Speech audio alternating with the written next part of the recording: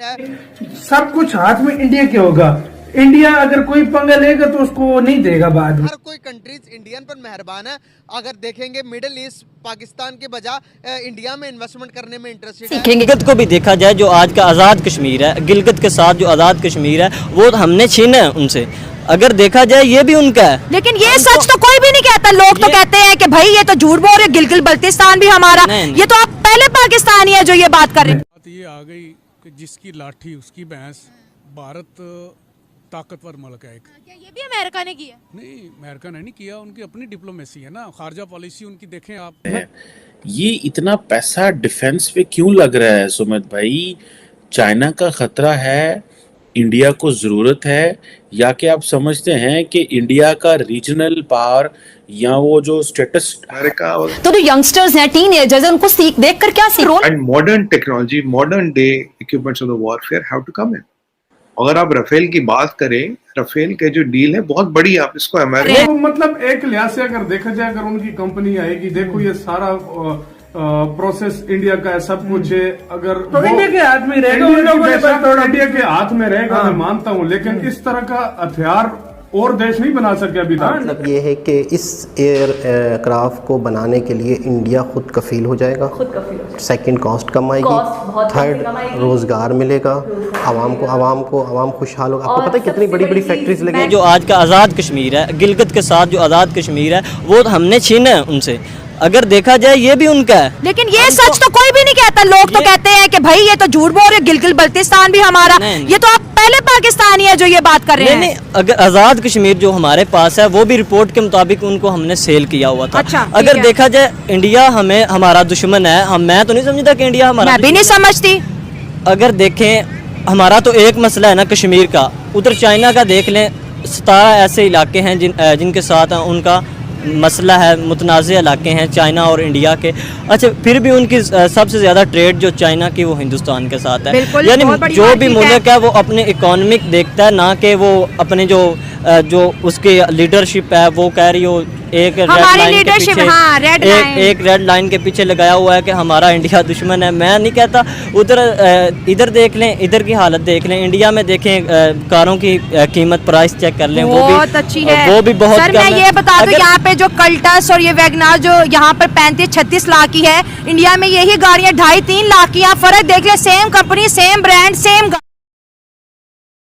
नमस्कार दोस्तों, भारत कितना ताकतवर बन चुका है ये तो सभी जानते ही हैं, लेकिन और भी ज़्यादा आने वाले समय में भारत अपने आप को और भी ज़्यादा मजबूत बनाने में लगा हुआ है और विदेशों में ये बात पहुंचाने में लगा हुआ है कि भारत कितना ज़्यादा अब जो है ताकतवर बन चुका है, किसी और पर डिपेंड नहीं है, सेल्फ डिपेंड हो चुका है।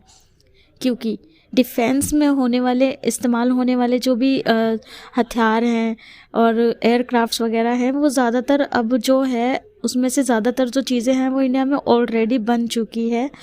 और अब एयरक्राफ्ट भी बनाने की जो तैयारी चल रही है इंडिया में, जो कि ये इंडिया के लिए बहुत ही ज़्यादा प्राउड मोमेंट है, इंडियंस के लिए, भारतीयों के लिए बहुत ही ज़्यादा अच्छी बात है। जिससे कि क्या होगा, यहाँ पे इंडिया में रोज़गार मिलेगा, भारत में सब लोगों को रोज़गार मिलेगा और हो सकता है कि आने वाले समय में भारत अपने लिए ना, अपने साथ साथ विदेशों में बनाने के लिए भी, बेचने के लिए भी ये चीज़ें बनाएं, जिससे कि भारत को और ज़्यादा जो है इसकी जीडीपी में ग्रो होगा, जिसकी वजह से भारत को बहुत ही ज़्यादा फ़ायदा होगा।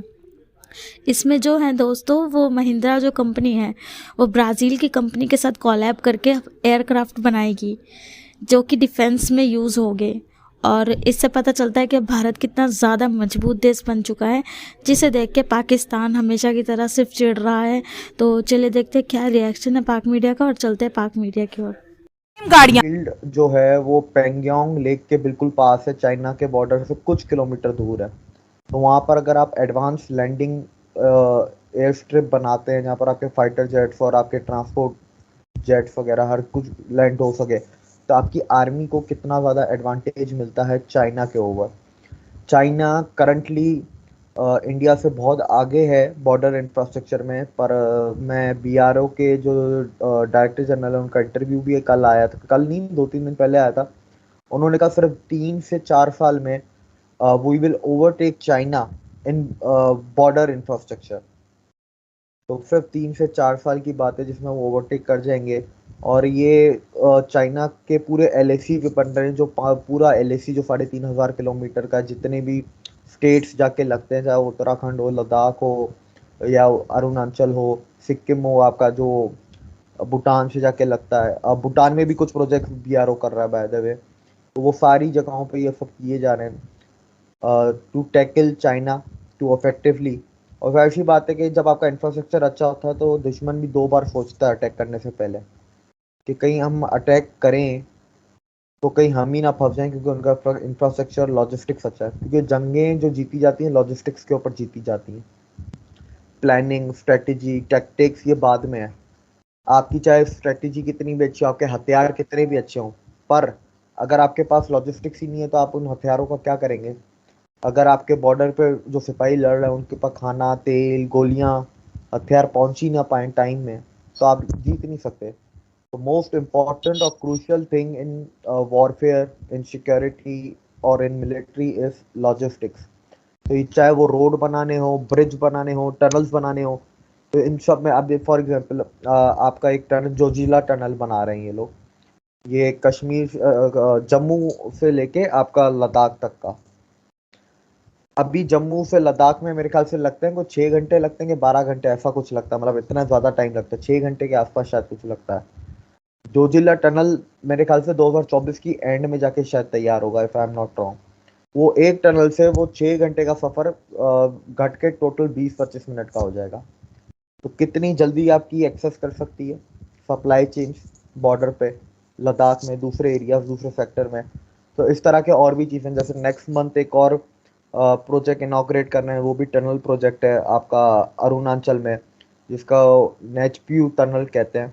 और 2 एयरफील्ड्स हैं वेस्ट बंगाल में और 2 हेलीपैड्स हैं, ये भी अभी इनॉग्रेट होना अभी बाकी है, जो इसी साल होंगे।